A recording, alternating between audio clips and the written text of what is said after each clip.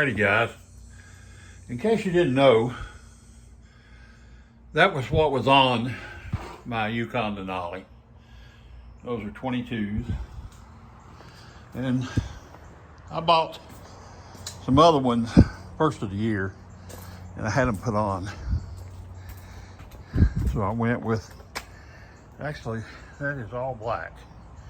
I know it looks like it might be a little bit chrome, but they're all black. I like those because they're 22s.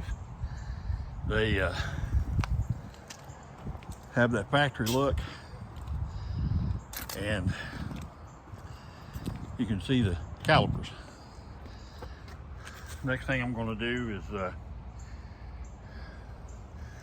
black out some of that chrome trim and then replace the calipers with red.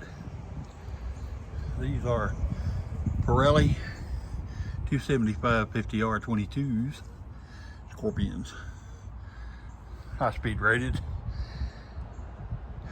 excellent tires. So that's what they look like changed.